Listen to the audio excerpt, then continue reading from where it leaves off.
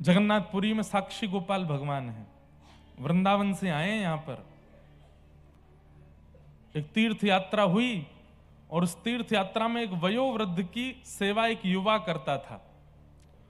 और उस युवा की तीर्थ यात्रा जब पूरी हुई तो वयोवृद्ध ने युवा को वचन दिया, वो तुमने मेरी इतनी सेवा करी है कि गांव लौट करके मैं अपनी नातनी का ब्याह तुमसे कराऊंगा। अब उस युवा को तो ब्याह की इच्छा नहीं थी, लेकिन वयोवृद्ध ने कह दिया तो उसके मन में भी इच्छा आ गई, ठीक है मेरा ब्याह हो जाएगा। लौट करके जब वो लोग वापस आए उड़ीसा के किसी गांव में, तो उस युवा बालक ने वयोवृद्ध से कहा, आपने कहा था कि आप अपनी नातनी का ब्याह मुझसे कराओगे, करा दीजिए। हाँ हाँ मैं घर पे बात कर। अब घर पे जैसी बात की तो घर के सदस्यों ने सबने उस व्यक्ति को, अरे वो तो कुछ कमाता नहीं, वो तो ऐसे ही पड़ा रहता है, उससे अपनी बेटी का ब्याह करेंगे, ये करेंगे वो, सब ने मना कर दिया। तो बेचारे वृद्ध जो थे वो संकोच में आ गए, अब मैं क्या करूं, मैं तो उसको वचन दे चुका हूं। तो जब इतना प्रेशर पड़ा तो वयोवृद्ध ने भी मना कर दिया, भैया देखो हमने कोई तुमसे ऐसी वादा नहीं किया था कि हम नातनी का ब्याह करा ही देंगे। उस युवा ने कहा ब्याह मत कराइए, लेकिन सच तो बोलिए, आपने कहा था कि आप ब्याह कराओगे। और वयोवृद्ध भी अड़ गए, नहीं मैंने नहीं कहा था। पंचायत बैठी तो पंचों ने कहा भैया ये कह रहे हैं कहा था, तुम कह रहे हो नहीं कहा था, कैसे माने?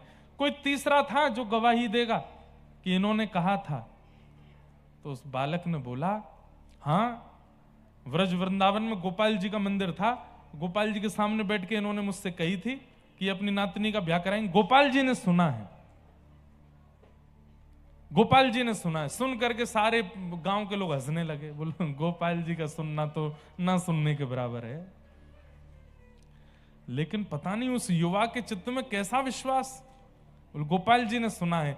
पंचों ने भी हंस करके कह दिया, अच्छा तो ठीक है, तो जाओ गोपाल जी को बुला लो, वो आके अगर कह देंगे कि इन्होंने नातनी के ब्याह का कहा था तो हम तुम्हारा ब्याह करा देंगे।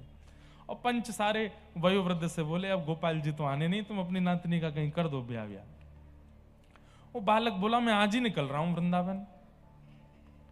पहुंच गया वृंदावन, और वृंदावन में श्री गोविंद देव जी का मंदिर है, रंग जी के मंदिर के पास, वहीं पास में ही गोपाल जी का वो मंदिर था। साक्षी गोपाल उनका नाम यहां आकर के पड़ा, वहां वो गोपाल जी थे।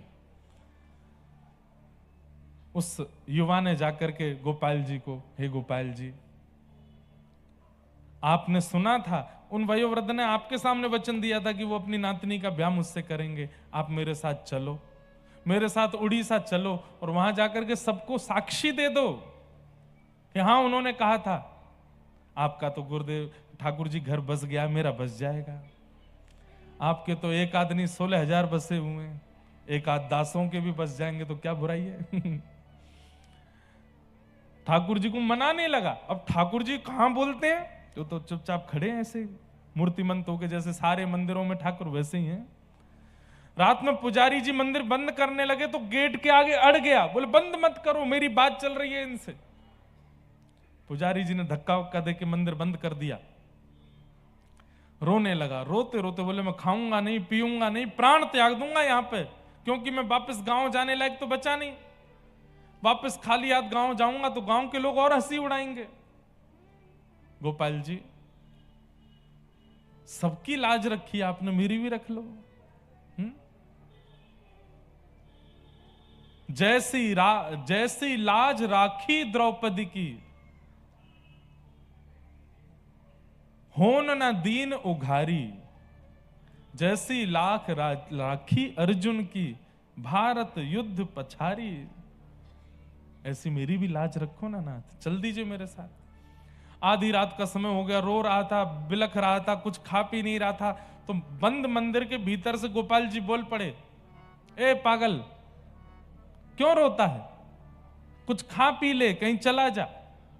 बोले आप ही बोल रहे हैं ना अंदर से? बोले हाँ मैं ही बोल रहा हूं, मैं तुझसे ये कह रहा हूं कि भाई मैं कहीं आता जाता नहीं हूं, और ये कलिकाल चल रहा है, घनघोर कलयुग चल रहा है, मैं ज्यादा हिलता डुलता नहीं हूं, इसलिए तू चला जा, मेरे पीछे मत पड़, और तू जा, उससे बढ़िया कन्या से तेरा ब्याह हो जाएगा, और मैं हिलता डुलता नहीं हूं, कहीं आता जाता नहीं हूं, चला जा। चा रोता रोता बाहर से बोला,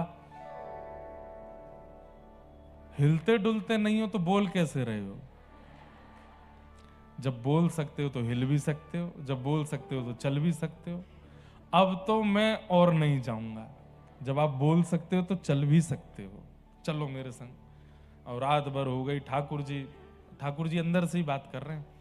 बोले तुम मुझे कैसे लेके जाएगा? बोले कि मैं व्यवस्था कर लूंगा, बैलगाड़ी में ले चलूंगा। अरे 1-1.5 महीना लगेगा पहुंचने में। तो बोले 8 बार भोजन करता हूं मैं दिन में, अष्टयाम भोजन लगता है मेरा। बोले मैं सब व्यवस्था कर दूंगा, चल दो मेरे साथ। इतना उसने प्रेम से पुकारा। अंत में वो बोल गया मुझे ब्याह नहीं करना है, लेकिन अब मेरे मन में इच्छा हो गई है कि मैं ठाकुर को ले जाऊं अपने गांव में जाके विराजमान। अब आप चल दो। ठाकुर जी बोले ठीक है मैं चल दूंगा, पीछे मुड़ के नहीं देखना। हाँ? जब भोजन कराना होगा तभी मेरे सामने आना। और अर्धरात्रि में ही ठाकुर जी वर्षों से वृंदावन में सेवा करा रहे थे, अचानक से निकल गए, बैलगाड़ी पे बैठ गए। बोले चल ले चल अपने प्रांत में, तेरे यहां विराजेंगे, वहीं रहेंगे। 8 बार भोजन करते हैं दिन में। और भोजन करते करते करते जो 1 महीना में पहुंचने थे 3 महीना में पहुंचे। इतना भोजन करते हैं। और जब चलते थे तो ठाकुर जी नृत्य करते हुए चलते थे, पांव के नूपुर बजते थे। जैसे ही उत्कल प्रांत में पहुंचे, समुद्री रेत उसमें जैसे ही चलने लगे तो ठाकुर जी के नूपुरों में धूल भर गई। तो आवाज नहीं आई, तो उसको लगा पता नहीं ठाकुर जी रुक गए क्या पीछे। जैसे ही पीछे मुड़ के देखा तो ठाकुर जी तो त्रवंग ललित श्याम सुंदर वहीं स्तब्ध हो गए। बोले अब नहीं जाऊंगा आगे। तेने पीछे क्यों देखा? बोले आपके नूपुर की आवाज ही नहीं आई मुझे। ठाकुर जी बोले वहां रेत भर गई है या हमारे ना आई। जय जय। बस 5-6 किलोमीटर दूर रह गया मेरा गांव, चल दो। ठाकुर जी बोले हम तेरे काजे 1000 किलोमीटर चल के आ गए, गांव बारे 5 किलोमीटर ना आ सके? उन तक कहते हैं यहीं आ जाएंगे। गांव में जाके हल्ला किया। बोले गोपाल जी आ गए, साक्षी देने गोपाल जी आ गए। इन्होंने कहा था अपनी नातनी का ब्याह मुझसे करेंगे, देखो साक्षी देने गोपाल जी आए। पूरा गांव इकट्ठा हुआ। आहा, सबके नेत्र सजल हो गए। त्रिभंग ललित श्याम सुंदर मंद मंद मुस्का करके खड़े हैं और सबके सामने साक्षी दे रहे हैं। इन वयोवृद्ध ने मेरे सामने इस युवा बालक का हाथ पकड़ के साक्षी दी थी कि ये अपनी नातनी का ब्याह इससे करेंगे। अब आप इसका ब्याह करा दो और मैं अब स्तब्ध होकर के यहीं रहूंगा। और तब से पूरे नगर में महाराज ये बात सिद्ध हो गई कि यहाँ के गोपाल जी जगन्नाथ धाम की जो यात्रा करता है उसकी साक्षी लेते हैं, उसकी साक्षी करते हैं। कब देंगे साक्षी? मृत्यु के बाद जब हम लोग जाएंगे तो यमराज जी आएंगे, सबसे पहले सारा रजिस्टर खोल के दिखाएंगे और पूरा बताएंगे तुमने ये किया, जीवन में ये किया, इतना मांस खाया, इतना ये गलत काम किया, इतना ये सब किया, इन सब के बदले तुमको अब नरक जाना पड़ेगा। तब आप उनसे कह सकते हो हे यमराज जी, हम जगन्नाथ जी गए थे, हमने वहां महाप्रसाद पाया था, हमने समुद्र स्नान किया था, नील माधव भगवान का दर्शन किया, नील चक्र का दर्शन किया। तब यमराज जी कहेंगे कोई गवाही है?